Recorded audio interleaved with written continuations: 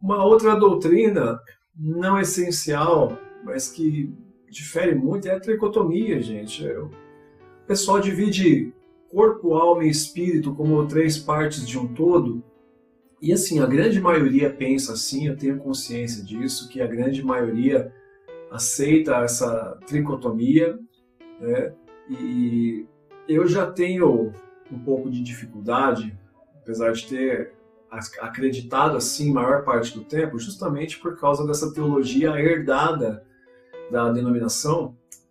Mas é complicado você fazer uma doutrina baseada num texto apenas, porque a gente vai ter uma referência somente da tricotomia em toda a Bíblia, que é um texto que Paulo ele fala que Deus vos santifique em todo o vosso corpo, alma e espírito. Só que ali você precisa ter um entendimento, né? A cultura romana. Lembra que eu falei da influência do povo de Israel, né, com os egípcios, os babilônicos, aí você tem persas, depois você tem gregos, romanos, né? Porque assim, o que Paulo ali está usando no sentido de completude? Porque a alma é a psique e o espírito é a pneuma, né, no grego. E os filósofos gregos, eles faziam essa diferenciação de alma e espírito, aquele que aloja os sentimentos. A gente aprende isso, né? Eu tenho aquele livro do Meyer Pearman, né, Conhecendo as Doutrinas da Bíblia, e lá tem uma doutrina tricotômica bem estruturada, explicando bonitinho, com várias referências. Mas o meu problema é que essas mesmas referências servem tanto para justificar que a gente tem corpo e alma, quanto corpo e espírito. Porque a maior explicação é que a alma aloja os sentimentos. A alegria, a tristeza, as frustrações, o desejo. No entanto, você vai ter muitos textos bíblicos dizendo que o espírito se alegra, que o espírito se contrista, que o espírito se quebranta, que a amargura de espírito, sofrimento de espírito, tristeza de espírito. Mas é uma forma de falar. Quando está dizendo espírito, quer dizer alma. O que é mais um exemplo de que se trata da mesma coisa. Minha visão é dicotômica, tá? E isso tem embasado principalmente pelo Éden, na criação do homem, o que diferencia os homens dos animais. Eu tenho um vídeo falando sobre isso, inclusive, da formação do homem. E porque todo o Antigo Testamento faz sempre referências a principalmente almas como vidas, como pessoas, como seres, e o espírito realmente a parte comunicável com Deus, mas que também aloja as emoções. Se a gente for olhar à luz do texto, por exemplo, só tem esse versículo que Paulo fala isso. E por que é completude? Porque os filósofos gregos mesmo, eles não tinham um consenso entre eles da psique, da pneuma. Então o que Paulo está falando? Como a cultura grega influenciou muito aquelas primeiras igrejas apostólicas, né, em razão das missões e tudo, os cristãos parte também compartilhava da ideia da psique, parte compartilhava da ideia da pneuma. E o que Paulo faz? Ele fala, você acredita em psique, em pneuma, em alma, em espírito, que Deus vos santifica em tudo, corpo, alma e espírito. E você só tem esse texto em toda a Bíblia que diferencia os três. Enquanto você já tem, por exemplo, mais base tetracotômica, por exemplo. Que você vai ter o próprio Paulo dizendo, né, que a palavra de Deus é uma espada afiada que penetra a divisão e separa alma e espírito, junto e medula.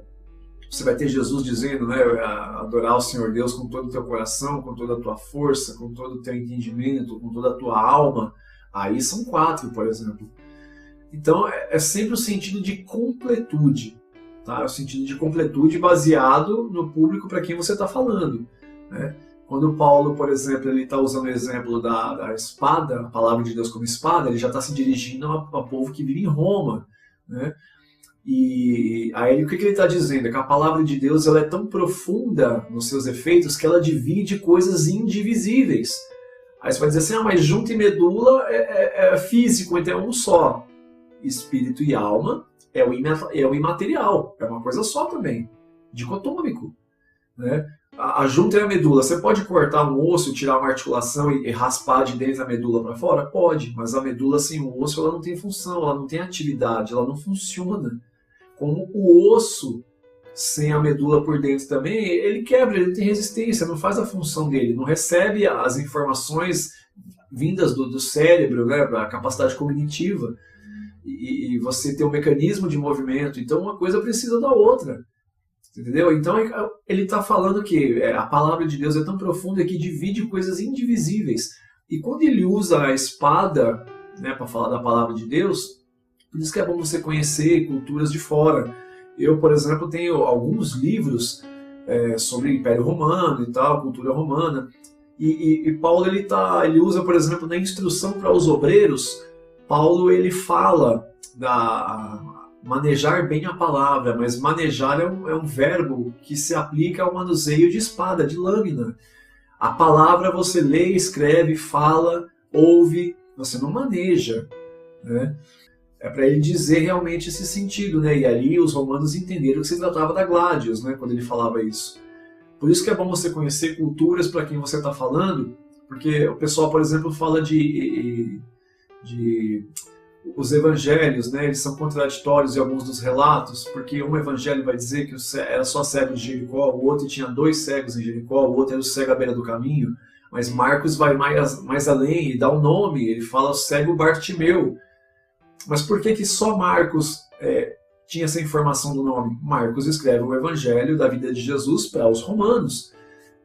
Timeu era o nome do pai de Bartimeu, porque Bar é filho dele, né? Então Bartimeu, filho de Timeu. Os romanos sabiam que Timeu era um legionário romano, um aposentado, e Bartimeu era filho dele, que era cego e tudo. Então fazia sentido Marcos escrever o evangelho de Jesus para o povo de Roma e mencionar Timeu, porque aí eles saberiam falar o filho daquele legionário, o que traria um maior peso no fato de Jesus ter curado um cego que era filho de um legionário romano.